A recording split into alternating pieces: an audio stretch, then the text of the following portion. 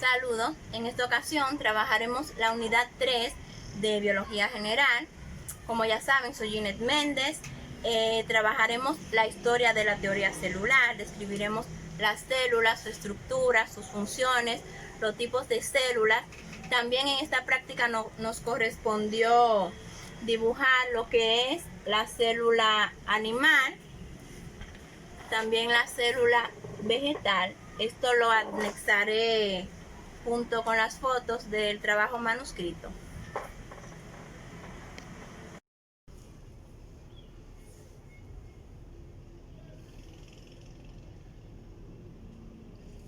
Historia de la teoría celular. La célula es la unidad básica estructural y funcional de los seres vivos. Es el elemento de menor tamaño que puede considerarse vivo. Puede clasificarse a los organismos vivos según el número de células que posean. Si solo tiene una, se les denomina unicelulares, y si poseen más, se les llama pluricelulares. La teoría celular tiene sus antecedentes en una larga historia sobre la vida y sus estudios que comenzaron en las civilizaciones antiguas. Sin embargo, recién con la invención del microscopio se pudieron observar las células vegetales en el siglo XVII, como lo hizo el biólogo italiano Marcello Malpighi.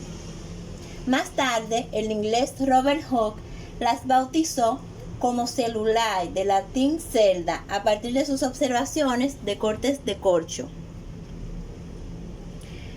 Leeuwenhoek fue el primero en observar bacterias protozoarios y los propios espermatozoides. Y Xavier Bichat fue el primero en definir un tejido como un conjunto de células con forma y función semejante. Mientras que Teodoro Schwann y Matthias Jacob formularon el primer principio de la teoría celular. Rudolf Virchow demostró que las células provienen de otras células, y la teoría celular fue debatida a lo largo del siglo XIX. Finalmente, el francés Louis Pasteur comprobó plenamente esa teoría con sus experimentos para demostrar que la vida se genera espontáneamente, como lo vimos en la investigación anterior. Tipos de célula. Existen muchos tipos de célula. Según su origen evolutivo, pueden ser célula procariota y eucariota. Según su requerimiento energético, célula vegetal y animal.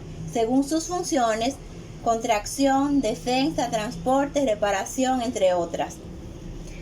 Las células procariotas se caracterizan por presentar su contenido celular, en especial el material genético disperso en citoplasma.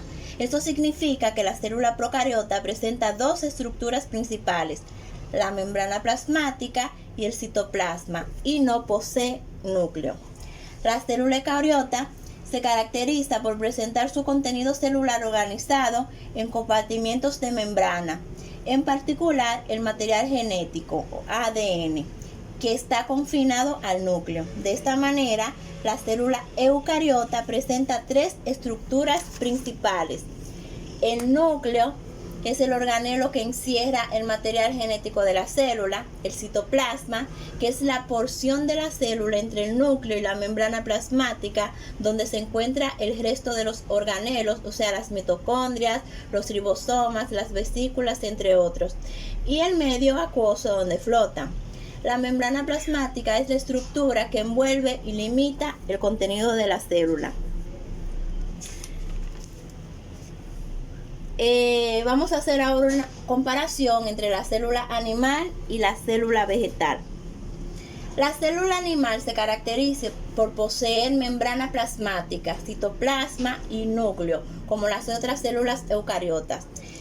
Se distinguen de las células vegetales en que poseen sus organelos fotosintéticos o cloroplastos. Su membrana está compuesta por colesterol, que no se encuentra en las células vegetales, no posee pared celular y posee centrosomas, estructuras que tienen un papel en el proceso de división celular. Las células vegetales tienen la capacidad de producir sus propios alimentos a partir de componentes inorgánicos, lo que se denomina nutrición heterótrofa. En la fotosíntesis, la célula vegetal es capaz de transformar en energía química la energía solar o luminosa. En las células animales, la energía es proporcionada por las mitocondrias. Reproducción celular. Se conoce como reproducción celular o división celular a la etapa del ciclo celular en el cual cada célula se divide para formar células hijas distintas. Entre los tipos de reproducción celular está la mitosis, que es la forma más común de división celular de células eucariotas.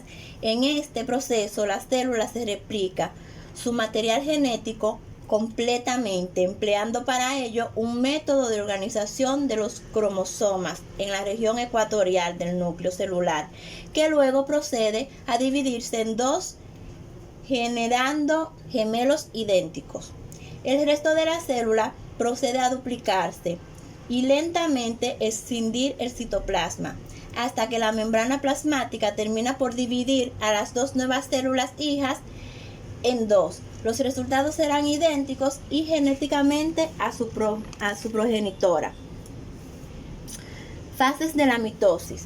La profase. En esta etapa, los cromosomas pasan de la forma laxa de trabajo a la forma compacta de transporte. Metafase. Los cromosomas se unen a algunos microtúbulos a través de una estructura proteica laminar situada a cada lado del centrómero denominada cinetócoro. Anafase. Se preparan los centrómeros hijos y los cromátidas que ahora se convierten en cromosomas hijos. Y telofase, que comienza cuando los cromosomas hijos llegan a los polos de la célula. Meiosis. Es un proceso de división celular a través del cual a partir de una célula diploide se producen 4 células haploides. Las células haploides son aquellas que contienen un solo juego de cromosomas. Los óvulos y los espermatozoides son células haploides. Fases de la meiosis. Profase. Los cromosomas homólogos se aparean e intercambian fragmentos de material hereditario. Se dividen en 5 subfases, que son leptoteno, cigoteno, paquiteno, diploteno y diacinesis. Metafase. Los bivalentes o tetradas se alinean en el plano ecuatorial del huso, constituyendo la placa metafísica. Anafase. Se preparan los cromosomas homólogos de cada bivalente, desplazándose hacia los polos opuestos de las células. Y telofase. Se forman las membranas nucleares alrededor de los núcleos hijos y se produce la citocínesis o división del citoplasma. Transporte celular. Es el intercambio de sustancias entre el interior celular y el exterior a través de membrana plasmática o en el movimiento de moléculas dentro de la célula. Este proceso es importante para la célula porque le permite expulsar de su interior los desechos del metabolismo y adquirir nutrientes gracias a la capacidad de la membrana celular de permitir el paso o salida de manera selectiva de algunas sustancias. Transporte activo. Varía la concentración intracelular y ello da lugar a un nuevo movimiento osmótico de rebalanceo por hidratación. Transporte pasivo es un proceso que transporta de sustancias que se realiza en forma espontánea, sin gastos de energía y a favor del gradiente de concentración, es decir, desde un medio donde las moléculas se hallan más concentradas hacia un medio donde su concentración es menor.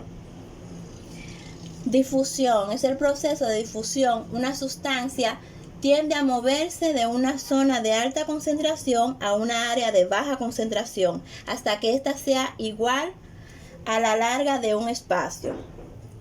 Ósmosis es un tipo de transporte pasivo en el cual solo las moléculas de agua son transportadas a través de membranas. Endocitos, proceso por el cual las células incorporan dentro de ellas moléculas grandes o pequeñas que son recubiertas por una vesícula de membrana. Su finalidad es regular la interacción de las células. exocitosis, es el proceso por el cual las células liberan moléculas grandes para ser usadas por otras células o por el cuerpo en diferentes procesos biológicos. Ahora hablaremos un poco acerca de los métodos para estudiar la célula. Para estudiar las células se pueden utilizar métodos ópticos y citoquímicos. Con el primer método nos permitiríamos el examen morfológico de los componentes celulares, mientras que con el segundo nos proporcionan el conocimiento de la composición de sus estructuras. Microscopio electrónico es aquel que utiliza electrones en lugar de fotones o la luz visible para formar imágenes de objetos diminutos. Los microscopios electrónicos permiten alcanzar ampliaciones hasta 5000 veces más potentes que los mejores microscopios ópticos. Microscopio compuesto. Es un microscopio óptico que tiene más de una lente de objetivo. Se utilizan especialmente para examinar objetos transparentes o cortados en láminas tan finas que se transparentan. Además, se emplean para aumentar o ampliar las imágenes de objetos y organismos no visibles a simple vista. Hasta aquí esta parte de mi exposición, aunque es un tema bastante amplio, pero tratamos de resumirlo lo más posible. Gracias.